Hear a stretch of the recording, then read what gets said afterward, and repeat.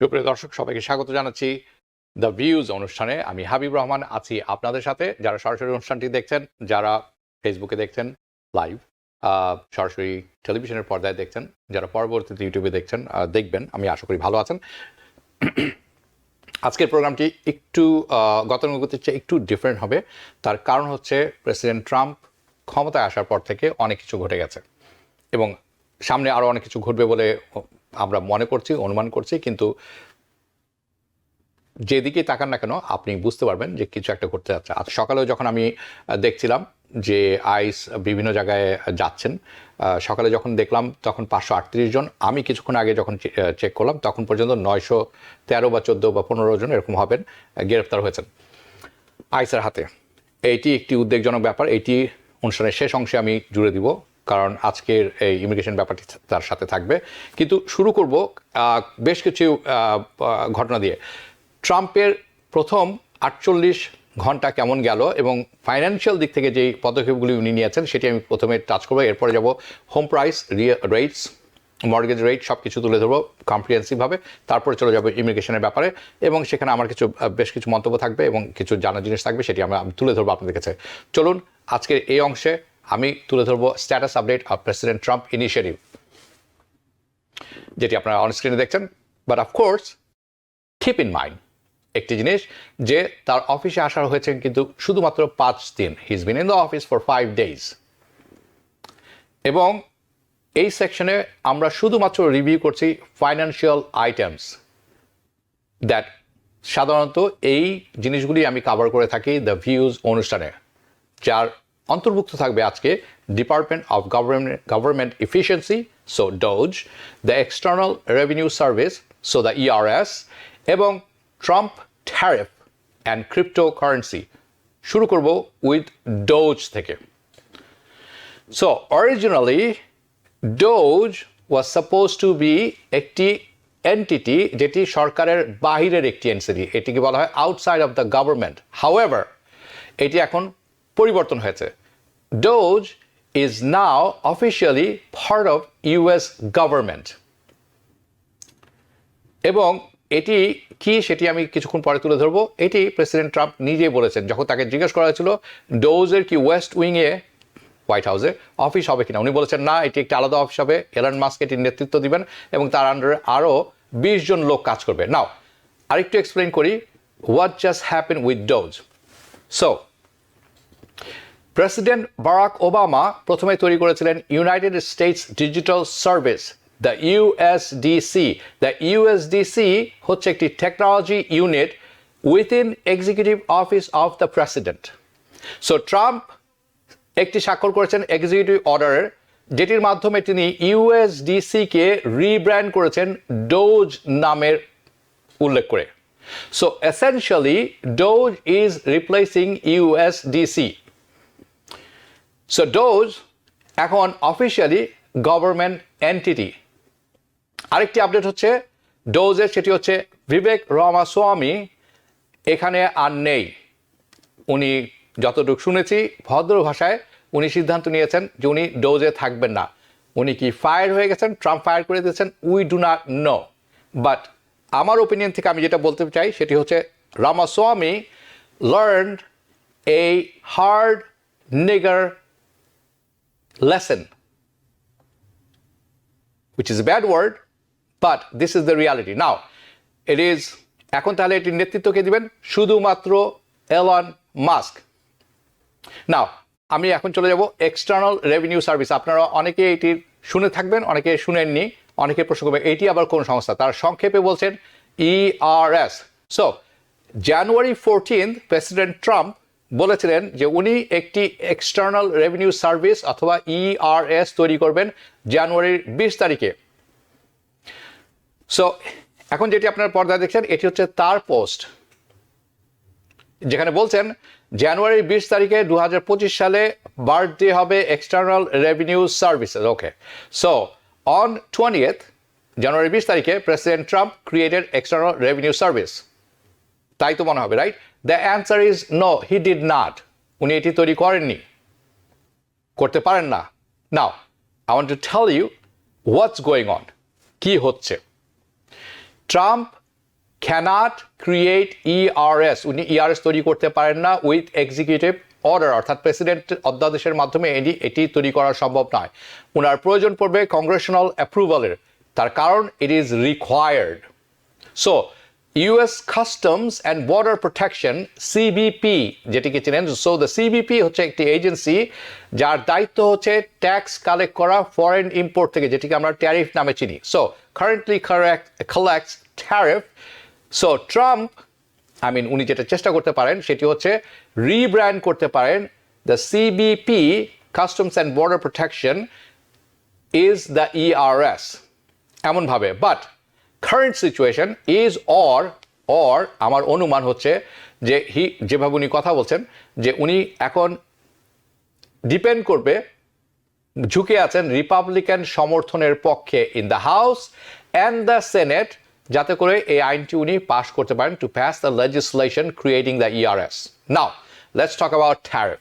এটি হচ্ছে অত্যন্ত গুরুত্বপূর্ণ ব্যাপার, কারণ এটির প্রভাব পড়তে যাচ্ছে আপনার আমার সবার উপর। ভেরি ভেরি ইম্পর্টেন্ট, কিছুক্ষণের পরে বুঝবেন, আমি আসছি সেই প্রসঙ্গে। Now explaining tariff and Trump's proposal, এটি হচ্ছে আসল কথা। সো এসেনশিয়ালি যেটা আপনারা দেখছেন স্ক্রিনে সেটি হচ্ছে তিনটি category of tariff. There are three categories of tariff. Okay? Trump already বলছেন that উনি যেটি চান, what he wants to do. So, the first one, universal tariff, অর্থাৎ যা কিছু আছে সব কিছুর উপর ট্যারিফ, যেখান থেকে আসুক, চাঁদের থেকে আসুক, doesn't matter. উনি বলছেন there could be, একটা সম্ভাবনা হচ্ছে 10 থেকে 20% ট্যারিফ, অর্থাৎ import tax on all goods, যে কোনো কিছু imported. আপনারা জানেন আমেরিকা সব কিছু ইম্পোর্ট করে আনা হয়, খুব কম জিনিস আছে যেটা আমরা এখানে তৈরি এখন, খাদ্যদ্রব্য থেকে খেলনা থেকে শুরু করে everything. So the second category, tariff against our neighbours, আমাদের দুই প্রতিবেশী, Canada in the north and Mexico in the south. So উনি যেটি বলছেন there could be a tariff, import tax ওনাদের উপরে বসানো হবে অ্যাবাউট 25% অন অল মেক্সিকান, যে কোনো জিনিস মেক্সিকো অথবা কানাডা থেকে ইম্পোর্ট করা হবে। So the goods and services, অর্থাৎ পণ্যদ্রব্য এবং সেবা যেটাই হয়ে থাকুক না। The third one is a tariff against China. So this would be additional tariff. কেন অ্যাডিশনাল বলছি চায়নার উপরে, যেটা কথা তার কারণ হচ্ছে there is currently ট্যারিফ বসানো আছে চায়নার উপরে। সো উনি যেই ট্যারিফের কথা বলছেন সেটি হচ্ছে তার উপরে আরও করে নতুন করে আরোপ করা হবে। So I have to give you an update on each one of these things, প্রত্যেকটার।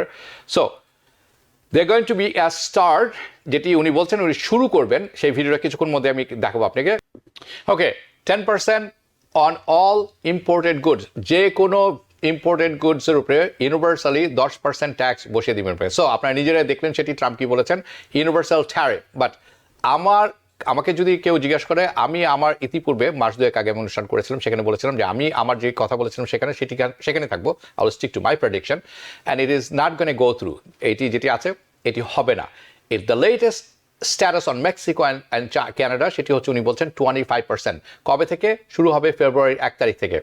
সো আপনারা রেডি হয়ে যান দ্রব্যমূল্যের দাম বাড়ার জন্য। But the question is, and আপনারা আমাকে জানাবেন কমেন্টে, আমি এখানেও আমার যে ইতিপূর্বে কথা বলেছিলাম সেখানে থাকবো। আমার মনে হয় না উনি এটি করবেন। I don't think he is gonna go through this with this one either. আমি ধারণা এটি হতে পারে এমন একটি, basically it's a threat, definitely it's a threat as a negotiating tactic, আমার ধারণা। But again, Trump is Trump. আপনারা জানাবেন আপনারা কি মনে করেন। নাও when it comes to China, the latest word, সম্প্রতি একেবারে নতুন কথা, আমার মনে হয় আমি যদি সঠিক হয়ে থাকি, গত মঙ্গলবার president Xi Jinping of China, তার সাথে একটি কথা হয়েছে from president Trump Tuesday night. উনি বলছেন potentially a 10% tariff on all Chinese, যত Chinese product. I have been,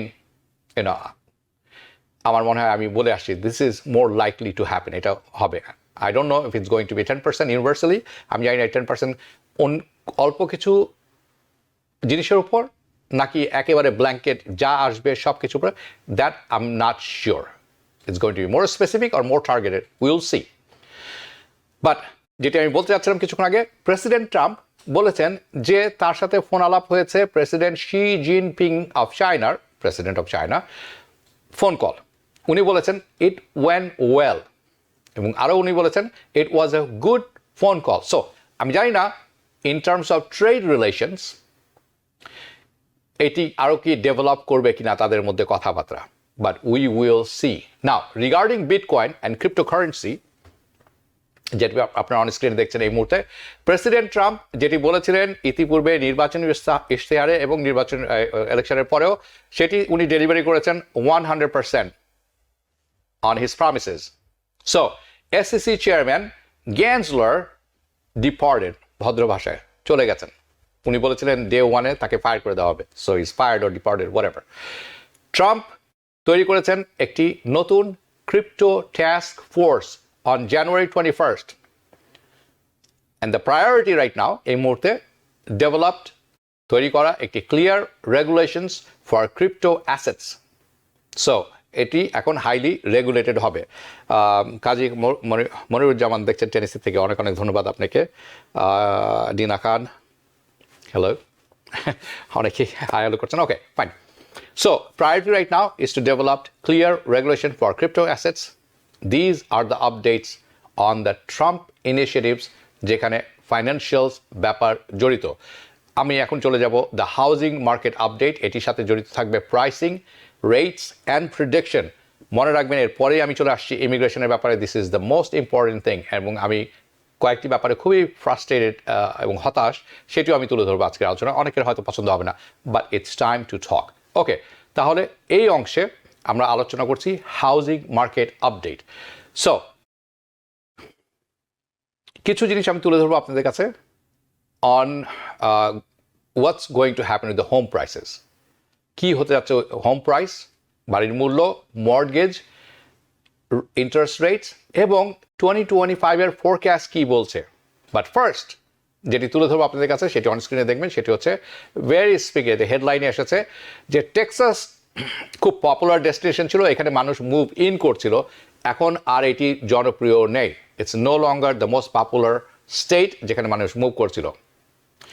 number one state যেটি এখন আমেরিকানরা মুভ করছেন না, মাইগ্রেটিং টু, সেটি হচ্ছে খুব স্ট্রেঞ্জ, সাউথ ক্যারোলাইনা। জানি না কেন টেক্সাস আসছে, নেমে এসেছে 2 নম্বরে। 3 নম্বরে আছে নর্থ ক্যারোলাইনা, 4 নম্বরে আছে ফ্লোরিডা, এবং 5 নম্বরে আছে Florida. And now Florida is 4th। ওকে, 5 নম্বর একটু অন্য জিনিস, এবং ক্যালিফোর্নিয়া 5 নম্বরে, কিন্তু এটি অন্য দিক থেকে। ক্যালিফোর্নিয়া এমন একটি স্টেট যেখান থেকে মানুষ সবচেয়ে বেশি মানুষ মুভ করেছেন 2024-এ, অর্থাৎ মুভ আউট, ক্যালিফোর্নিয়া ছেড়ে অন্য কোনো স্টেটে বসবাসের সিদ্ধান্ত নিয়েছেন এবং মুভ আউট করে চলে গেছেন। গত 5 বছরে এই ট্রেন্ডটি অব্যাহত আছে when it comes to California. ওকে, তারপর যেটি 2টি স্টেট থেকে মানুষ চলে যাচ্ছেন বিভিন্ন কারণে, লিভিং কস্ট তার একটি বড় একটি কারণ, Massachusetts, and the third one, Massachusetts is second, third one is New Jersey. So California, Massachusetts and New Jersey, এই সমস্ত জায়গা থেকে মানুষ বের হয়ে যাচ্ছেন। It is a survey যেটি আপনারা অন স্ক্রিনে দেখছেন। Okay, so let's move on to home prices. আমরা যেটি এখন দেখবো অন স্ক্রিন, যেটি আপনারা দেখছেন, বাড়ির দাম বেড়েই চলছে। Home prices continuingly to climb higher and higher. So আপনারা যেটি অন স্ক্রিনে দেখছেন সেটি হচ্ছে, এখন যেটি দেখবেন, দুঃখিত, median home price, average home price যেটি আছে। আমরা একটু আগেরটাই যদি ফেরত যেতে চাই প্লিজ, থ্যাংক ইউ। সো যেটি আপনারা দেখছেন মিডিয়ান কথাটা বলা হয় অর্থনৈতিক টার্মে, আসলে আমরা সহজভাবে ধরে নিতে পারি average. Okay, average price of home এই মুহূর্তে $4,27,660। 12 মাস আগেও যেটি ছিল, পরবর্তী চারটি যদি একটু দেখি আমরা। ওকে, 12 মাস আগেও যেটি ছিল 4,02,000, রাইট নাও 4,87,000। 1 বছর আগেও ছিল 4,02,000, জাস্ট 1 year ago। তার অর্থ হচ্ছে 1 বছরে বাড়ির দাম বেড়েছে গত 12 মাসে 6.3%। এবং যে জানলে আপনারা অবাক হবেন, হোয়াটস রিয়েলি ক্রেজি, রিয়েলি ক্রেজি যেটি হচ্ছে সেটি হচ্ছে এটি, যেটি অন স্ক্রিনে আপনারা দেখছেন। গত 5 বছরে home prices in the US, গত 5 বছর আগে অ্যাভারেজ হোম প্রাইস আমেরিকাতে ছিল $2,96,000। তার অর্থ হচ্ছে ইন 5 ইয়ার্স, গত 5 বছরে বাড়ির দাম বেড়েছে 44%। খেয়াল রাখবেন যে এটি কিন্তু just median, average, certain types of home, entry type of home. অন্য ডিফারেন্ট টাইপস অফ বাসা আছে, ডিফারেন্ট লেভেল অফ হোমস, এবং সার্টেন এরিয়া, অন্যান্য বেশ কিছু এরিয়া আছে যেখানে বাড়ির দাম বেড়েছে 80%, 90%, 100% গত 5 বছরে। It is just absolutely crazy and wild. কাজেই Mohammad Rashidul Haque, watching from Delaware, thank you আপনাকেও। Farhan Begum, as citizens, yes, okay, Farhana Begum, দুঃখিত, ক্রেজি যেটি বলছিলাম। সো পরবর্তী চার্টের যদি দেখি, okay, so this is real, এটি হচ্ছে রিয়ালিটি চেক যেটি আপনারা দেখছেন। The situation have the home prices, এই সিচুয়েশনে আপনারা কি বলুন, হোম প্রাইস ক্র্যাশ করেছে গত কয়েক বছরে? The answer is no, absolutely not, পাগল না তো আমরা কেউ। আর home prices starting to crash, খুব বেশি উঠে গেছিল, এখন নামা উচিত, পড়ে যাচ্ছে? No, the answer is no. Home prices are up গত 1 বছরে 12 মাসে 6.3% year over year. So I want to show you this chart যেটি আপনারা দেখছেন, কারণ অনেকেই আছেন যারা রিয়েলাইজ করতে পারেন না the simple truth or fact. এটি হচ্ছে median price of home in the US over last 60+ years, গত 60 বছরে median average price in the US. যে চার্টটি আপনারা দেখছেন সেটি হচ্ছে গত 60 বছরের, অর্থাৎ ইন দ্য লং রান, এটি একটি সিম্পল কথা আপনাকে বলে দিচ্ছে, ইন দ্য লং রান বাড়ির দাম, বাড়ির মূল্য, real estate, it's just goes up. সাময়িকভাবে নামলেও দীর্ঘ সময়ের এটি শুধু উপরেই যায়। আমি যে কারণে এটি দেখানো সেটি হচ্ছে আমি চাই আপনারা এটি মনে রাখুন। I just want you to be aware. এখন যেটি দেখছেন, যে লাল ডটটি দেওয়া আছে, আপনি যদি বাড়ি কিনে থাকেন, অ্যাবসলুটলি ওয়ার্স্ট টাইম, আমি ধরে নিলাম 16 বছর আগে, দ্যাট উড বি 2008 ধরে নেন, okay, absolutely worst time, housing market crash, no loan পাওয়া যাচ্ছে না, সবাই বাড়ি বিক্রি করে দিচ্ছেন, পারছেন না ধরে রাখতে, অ্যাবসলুটলি ওয়ার্স্ট টাইম। আপনি যদি সেই সময় বাড়ি কিনে থাকেন, আমি বলবো আপনি সাহসী এবং you did an amazing job. Why? কারণ আপনাকে, আপনার বাড়ির মূল্য দেখলে, আপনার বাড়ির অবস্থান দেখলে এখন আপনাকে সবাই হিংসা করবে। You are the envy of any ones. যারা এই মুহূর্তে বাড়ি ক্রয় করার চিন্তা করছেন, try to buy home right now, there is no question. আপনারা নিজে চার্টটি দেখছেন, দেখে নেবেন, যখন ইউটিউবে যাবে বড় করে দেখে নিতে পারবেন। So let's move on to this very important question. একটি গুরুত্বপূর্ণ প্রশ্ন তাহলে চলে আসে, সেখানে যাই।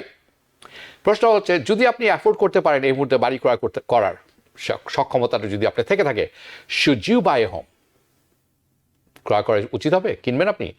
আমার opinion, again I am gonna give you a disclaimer here. ডিসক্লেমারটা হচ্ছে এরকম, I am not a financial adviser, I do research and analysis. তার মাধ্যমে আমি আমার মতামত তুলে ধরতে পারি এবং বেসড অন পরিসংখ্যান। সো বেসড অন দ্যাট আমার ওপিনিয়ন হবে, যদি আপনার সক্ষমতা থাকে এই মুহূর্তে বাড়ি ক্রয় করার, ইয়েস, বাই ইট। অনেকে অনেক রকম ওপিনিয়ন দিবেন, just think about it. Really attempt to time, অনেকে আছে বিভিন্ন রকম উপদেশ দেয় কিসের উপর ভিত্তি করে, আর কয়েকটা দিন অপেক্ষা করেন, ইন্টারেস্ট রেট কমে আসবে, বাড়ির দামও কমে আসবে। বেসিক্যালি এটিকে বলা হয় attempt to time the housing market. এবং যারা এই কথাগুলো বলে থাকেন তারা মনে করেন they have incredible sense, technical analysis and skills. It is not recommended. It is not recommended. Of course, এই মুহূর্তে যে কন্ডিশনটি তৈরি হয়েছে রিয়েল এস্টেটে, ইট ইজ নট আইডিয়াল, আমরা সবাই জানি সেটা। বাট খেয়াল রাখবেন, লুক এট দিস চার্ট। এই যে চার্টটি দেখছেন আপনারা, house price is just gonna get worse. এটি ভালো হবে না, বাড়ির দাম বেড়েই চলবে। সো ওকে, এখানে আমি আমার কিছু ওপিনিয়ন তুলে ধরবো, চেষ্টা করব honest and realistic and practical থাকার, একই সাথে very straight forward.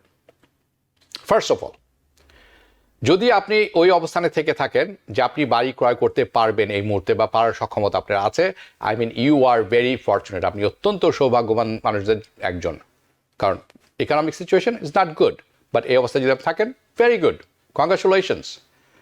You probably know যে আপনাকে অনেক সময় ধরে এই জায়গায় আসতে হয়েছে, তৈরি করতে হয়েছে, it's a very good thing. But যদি আপনি একটি ভালো ডিএল পেয়ে থাকেন, you can find a good deal a good home right now, আমি বলবো buy that home. It's just my opinion right now, and I mean, I'm being honest and realistic. There এই মুহূর্তে এমন নাই যে অনেক অনেক বাসা বা ডিএল আছে on the market right now. It's not, of course not. There's not a lot of deals on the market right now. But I mean, কিছুক্ষণ আগে যেরকম বললাম, it's not an ideal situation like the home in the some of the people that I know, যারা অনেকে আমি যাদেরকে চিনি, তারা কেউ কেউ 6 মাস আগে 12 মাস আগে বাড়ি ক্রয় করেছেন, তাদেরকে কিন্তু অনেক সময় ব্যয় করতে হয়েছে, কেউ কেউ 12 মাস সময় ব্যয় করেছেন, বিভিন্ন অফার দিয়েছেন, 7টা 8টা অফার দিয়েছেন, 7টা 8টি অফারের মধ্যে থেকে অনেকবার তারা রিজেক্টেড হয়েছেন, অনেক সময় তারা অফার দিয়েছেন মনে হচ্ছে যে অ্যাকসেপ্ট হয়ে যাবে, কিন্তু তাদের চেয়ে আরেকজন বেশি অফার দিয়ে সেই বাড়িটি নিয়ে গেছেন, দে গট আউটবিডেড। কিন্তু মনে রাখবেন, it's a process of buying home. বেশ কিছু বছর আগে it was much easier, not anymore. Okay, right now এটি terrible right now. It's not ideal, but again, যেটি দেখছেন আপনার স্ক্রিনে, it is just going to get worse. মানে বাড়ির মূল্য বাড়তে থাকবে। Now, in terms of supplies, যেটি আপনারা অন স্ক্রিনে দেখছেন, কি পরিমাণ সাপ্লাই এই মুহূর্তে বিদ্যমান মার্কেটে, there are 1.5 million home listed.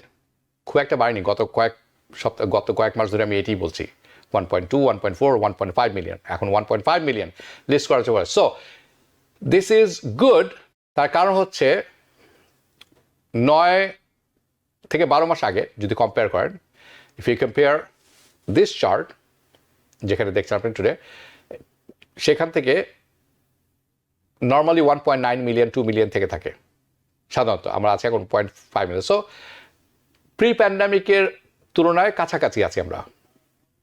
5 years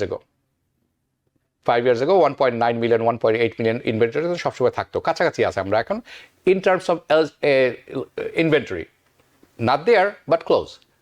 নাও যেটি এক্সপ্লেন করার চেষ্টা করবো সেটি হচ্ছে,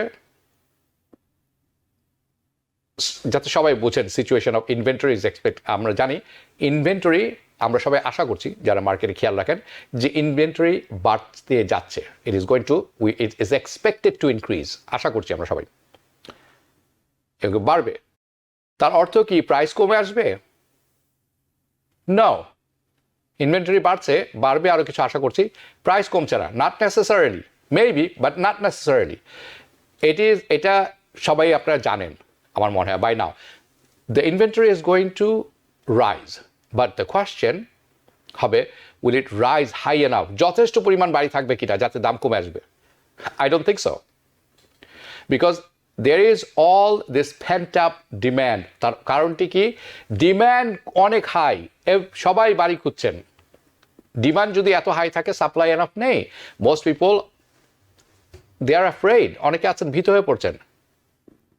সবচেয়ে বড় ভয়টি হচ্ছে যে ইনভেন্টরি যদি বেড়ে যায়, পারার পরেও এটি যথেষ্ট হবে না, it's not going to B enough, যেই পরিমাণ ডিম্যান্ড আছে সেটি কভার করার মতো ইনভেন্টরি বাড়বে বলে তারা ভয় মনে করছেন, এবং ভয়টি আমি মনে করি সংযত কারণই। Therefore home prices will stay elevated, meaning home price যে উচ্চ পর্যায়ে আছে সেখানে থাকবে, বরঞ্চ আরেকটু বাড়তে পারে। It actually continues to going up, সত্যি কথা হচ্ছে বেড়েই যাচ্ছে। আর কি ব্যাপার হচ্ছে mortgage interest rate, mortgage interest রেটটি এই ব্যাপারটির জন্য দায়ী, this is for this problem. আমি বেশ এক সপ্তাহ 2-1 আগে বা 3 আগে কভার করেছিলাম, এবং আমি গত মাসে কভার করেছিলাম বা তার আগের মাসে, বেশ কিছুদিন ধরেই বলছি যে একটি কথা আছে লক ইন ইফেক্ট। সো যারা ইতিপূর্বে অনেক বছর আগে 3 years, 4 years, 5 years, 6 years, 7 years, 8 years or 10 years ago বাড়ি কিনেছেন, তারা কিন্তু অনেকে 3% মর্গেজ ইন্টারেস্ট রেটে বাড়ি ক্রয় করেছেন, বড়জোর 4%, অথবা না ক্রয় থেকে হাই ক্রয় করেও রিফাইন্যান্স করার পরে 3% নিয়ে এসেছেন, অথবা তার চেয়েও নিচে নিয়ে এসেছেন। I mean they don't want to sell their house. তারা তো তাই বাড়ি বিক্রি করবেন না। কেন করবেন তারা? তারা যদি 3% ইন্টারেস্ট রেট লোন নিয়ে থাকেন, বাড়ি কিনে থাকেন, তাহলে তো তাদেরকে বাড়ি বিক্রয় করার পর আরেকটি নতুন বাড়ি কিনতে হবে, একটা new home, and they are going to pay. কী করবেন তারা? মোর, বাড়ির দামও বেশি দিতে হবে এবং 6% ইন্টারেস্ট রেট বা প্লাস দিতে হবে। সো এটা কোনো অ্যাপিল তৈরি করে না। সো এই লক ইন ইফেক্ট, অর্থাৎ যারা বাড়ি নর্মালি কেনার পরে বিক্রয় করে দেন 5-6 বছর পরে, দে আর নট ডুইং ইট, তারা এটি করছে না। সো দিস ইজ অলসো একটি কন্ট্রিবিউশন লোয়ার ইনভেন্টরির ক্ষেত্রে। It is really important that anybody looking to buy home, যেটি আপনারা দেখছেন এটি ব্যাখ্যা করব। একটা জিনিস খেয়াল রাখবেন, এই ইনফরমেশনটা খেয়াল রাখা দরকার। রাইট নাও 24.2% বাড়ি বিক্রয় হচ্ছে লিস্ট প্রাইস যেটি আছে তার চেয়ে বেশি দামে। তার অর্থ হচ্ছে we are back in a normal range. Back in 2021 এবং 2022 it was 40 to 60% হোম, মানে রেঞ্জে ছিল 40 to 60% রেঞ্জ। ওকে, যার অর্থ হচ্ছে অন্য ভাষায়, সহজ ভাষায়, ইট মিনস প্রতিটি 4টি বাড়ির যে বিক্রয় হচ্ছে তার একটি বাড়ি বিক্রয় হচ্ছে যে সেলিং প্রাইস আছে তার চেয়ে বেশি দামে। সো আপনি, এই কথার অর্থ হচ্ছে অন্যরকম। সেটি হচ্ছে আপনি যদি কোনো বাড়ি পেয়ে থাকেন, আপনি if you find a really good home and you really like it, good price, the reality হচ্ছে আপনি যদি রিস্ক নেন যে আমি যেই বাড়িটা, যেই দাম নেওয়া হয়েছে, এটি ধরেন $4 লক্ষ, $5 লক্ষ, $6 লক্ষ অফার করেছে, আমি $6,10,000 অফার করে বেশি থাকবো, এর চেয়ে বেশি না, মেবি আমি $5,90,000 অফার করবো। Don't take that risk to get that property. যদি এই প্রপার্টি হয়ে থাকে something that's still really good property, আপনি মনে করেন আমি জয়ী হয়েছি, this is a big risk। অন্য কেউ এসে এটি শুপ করে নিয়ে চলে যাবেন, that property, they're going to scoop it up, that property at a list price or even higher price. So আমি যেটি বলবো সেটি হচ্ছে all the time, I don't know, I don't want to, okay, মধ্যে কথা হচ্ছে এরকম, আমি আপনাদেরকে পরামর্শ দিচ্ছি না বেশি দাম দিয়ে বাড়ি কিনেন, কিন্তু যদি খুব ভালো বাড়ি পেয়ে থাকেন, ভালো জায়গায় হয়ে থাকে, নিয়ে নেন। Unless you really have a bad information or you are unrealistic, maybe then you just can lose out on very good deal, on a very good home. Okay, ইতিপূর্বে যেটি বলছিলাম, there are many out there, অনেকেই আছেন যারা now in terms of expectation কি হতে যাচ্ছে, what is going to happen of the home price, যেটি আপনারা দেখছেন এটি রিসার্চের একটি অংশ, কি হতে যাচ্ছে বাড়ির মূল্য, home prices in 2025, the predictions are wild। যেদিকে এক একজন এক এক রকম প্রেডিকশন দিচ্ছেন, all over the places. The average estimate বলছে, যদি আমরা অ্যাভারেজ করি, যে বাড়ির দাম এই বছরও বাড়তে যাচ্ছে 2.9% থেকে 3% পর্যন্ত in 2025। অফকোর্স সাম ইনস্টিটিউশন আছেন তারা একটু ভিন্নভাবে দেখছেন, আপনারা যেটি অনস্ক্রিনে দেখতে পাচ্ছেন বাই ইয়োর সেলফ। মুডিজ, আমরা যদি ফেরত চাই আগে প্লিজ, ওকে, দুঃখিত, Morgan Stanley, right, Moody's analytics, দুঃখিত, মর্গান স্ট্যানলি, তাদের ফোরকাস্ট বলছে যে বাড়ির দাম কমে আসবে। বাট দ্য মেজরিটি অন্যান্য সংস্থান তারা বলছেন যে বাড়ির দাম আরও বাড়বে। They are saying the home price further home price appreciation.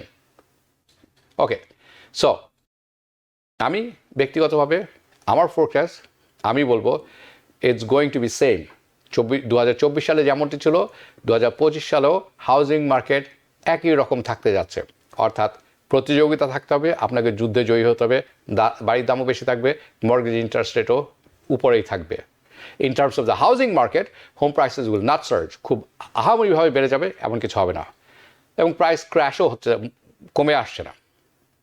So when it comes to 2026, আগামী বছর কথা বলছি, আমি জানি আমরা এখন এই বছর মাত্র শুরু করেছি, we are in January, I mean that's a totally different story.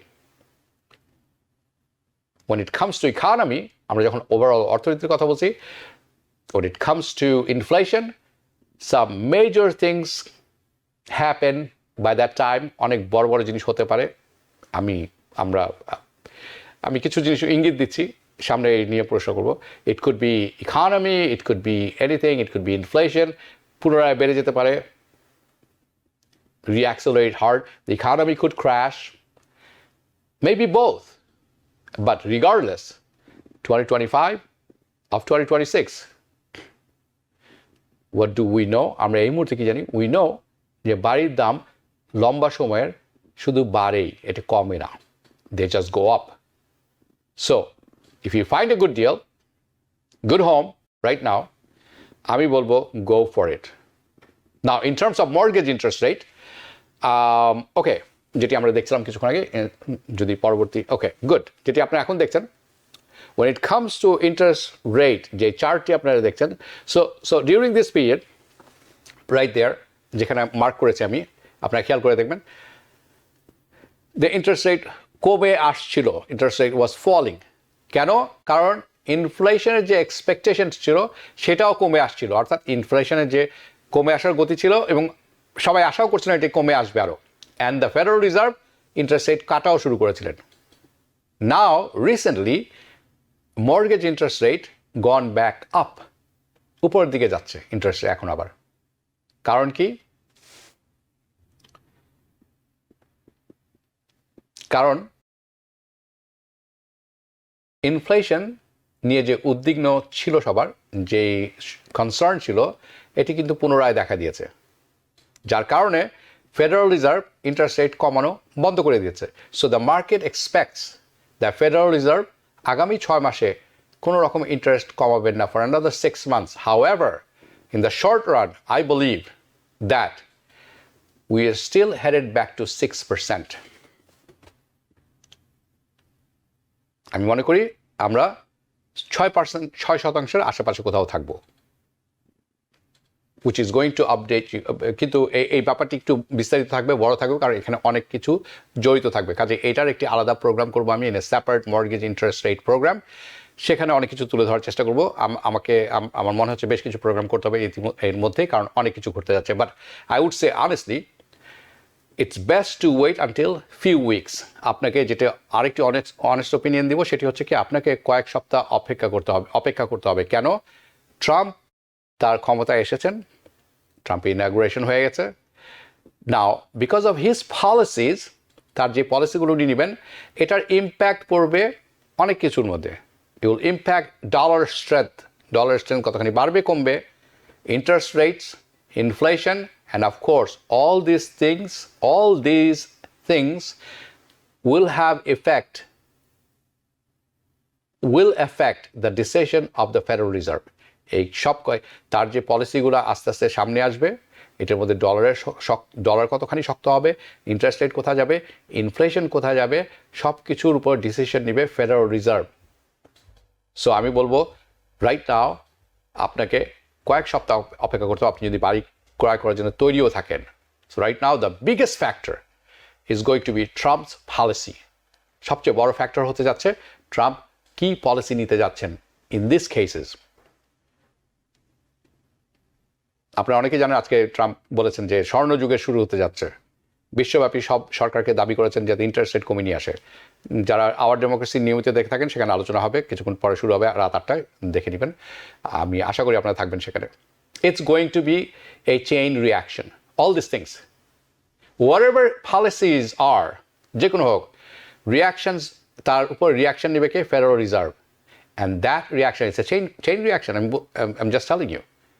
These policies are going to be a chain reaction. Whatever the policies are, reactions by the Federal Reserve and the reactions by the bond market. And then, whatever happens, যেটাই হোক bond market-এ, এটার effect সরাসরি গিয়ে পড়ে 30-year fixed mortgage. So এই ছিল home price, mortgage, everything update. আমি আশা করি সমস্ত কিছু আপনাদের কাছে তুলে ধরতে পেরেছি।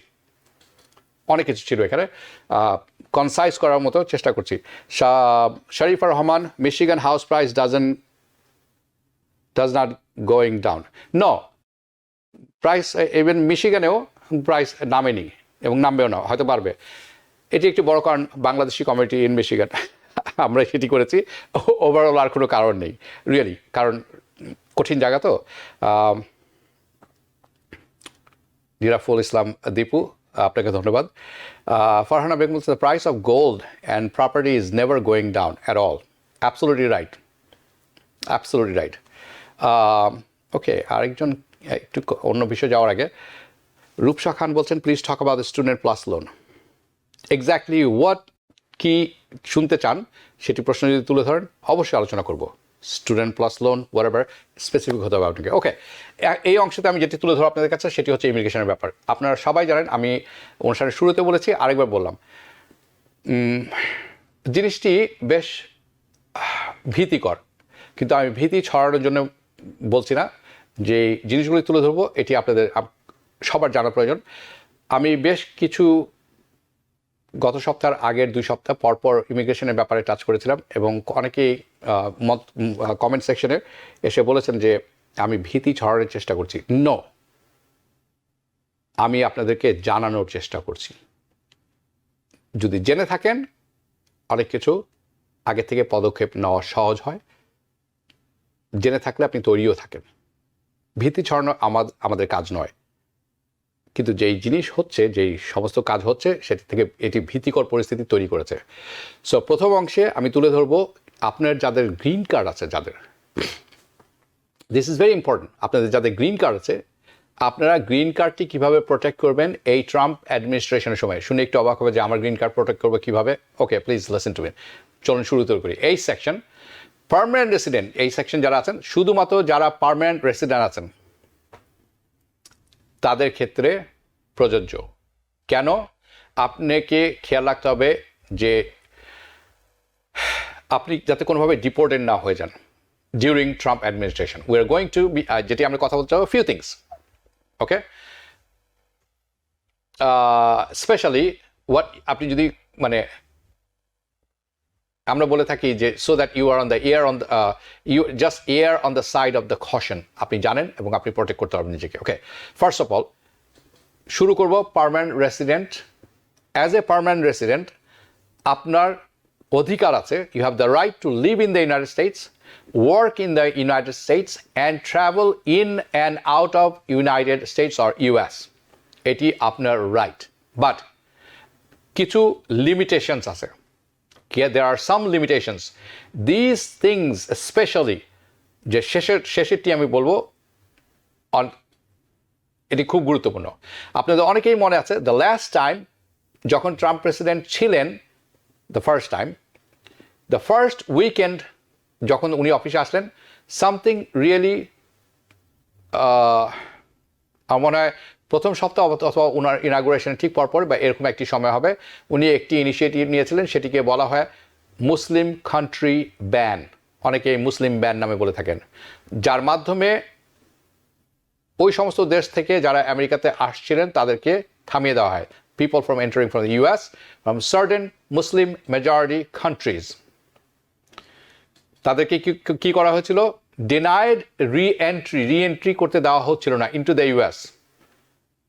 পার্মানেন্ট রেসিডেন্ট থাকা সত্ত্বেও গ্রিন কার্ড ছিল তাদের। সো কোর্ট খুব দ্রুতই একটি সিদ্ধান্ত নিল, ইস্যু করলো একটি ডিসিশন। তারা বলল তার এই সিদ্ধান্ত ইললিগাল। কারণ কি?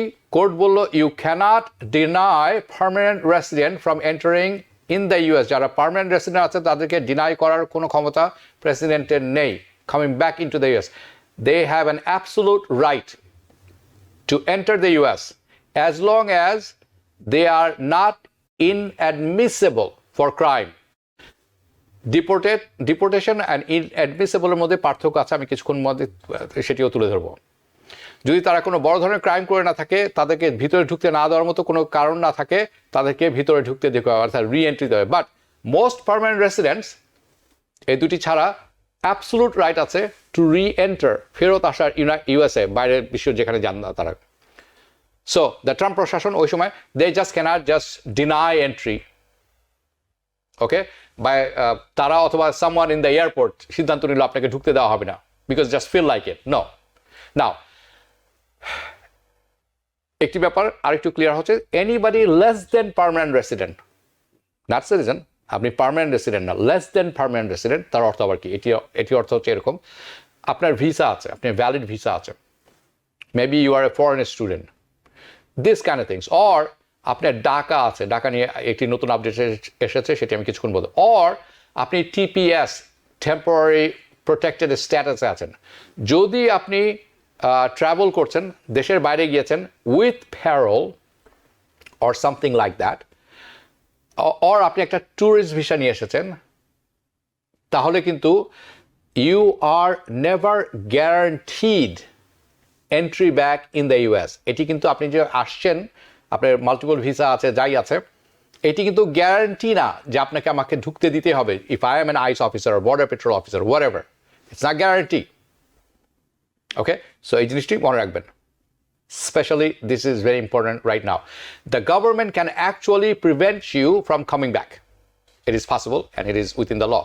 The custom officer in the airport, তারা কিন্তু আপনাকে ডিনাই করতে পারে আপনার অ্যাপ্লিকেশন ফর এন্ট্রি,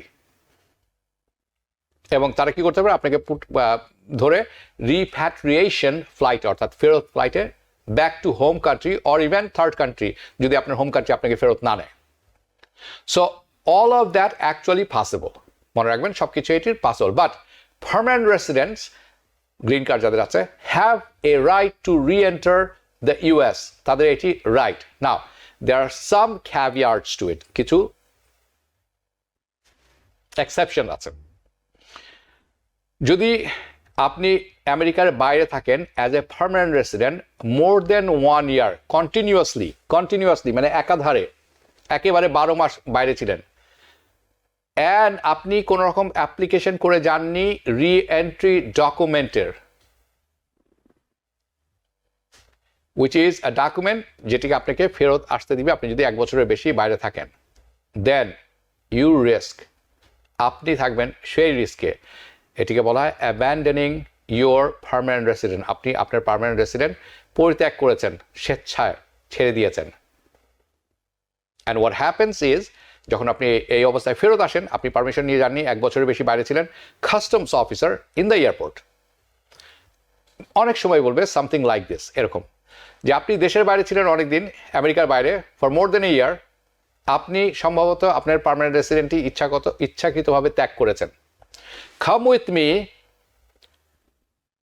এবং আমি আপনাকে ব্যাক রুমে নিয়ে যাব। এটিকে বলা হয়ে থাকে সেকেন্ডারি ইন্সপেকশন, অ্যান্ড সামটাইমস তারা চেষ্টা করবেন আপনাকে একটি ফর্ম সাইন করতে, আপনাকে বলবেন get you sign a form, sometimes they try to get you sign a form, একটি ফর্ম নিয়ে আসেন তারা, এই ফর্মটি আপনাকে সাইন করতে বলেন। এই ফর্মের নাম হচ্ছে I-407 I-407, মনে রাখবেন ফর্মটির কথা। এই ফর্মটিকে অন্য ভাষায় বলা হয় voluntary abandonment of your residency, অর্থাৎ আপনি স্বেচ্ছায় আপনার রেসিডেন্সি, পার্মানেন্ট রেসিডেন্সি ত্যাগ করছেন। অনেক ক্ষেত্রে দে উইল ইন্টারভিউ ইউ, আপনাকে ইন্টারভিউ নেবেন সেকেন্ডারি চেকের সময়, যখন আপনি ফেরত আসছেন, তখন তারা দেখতে চায় যে আপনি যে আমেরিকার বাইরে এতদিন ছিলেন, লং টাইম, এটি কি ইচ্ছাকৃত ভাবে আপনি চলে গেছেন মোর দেন এ ইয়ার, নাকি there is a good chance যে আপনি ইচ্ছাকৃতভাবে চলে গেছেন, আপনার রেসিডেন্সির কিছু নেই এখানে।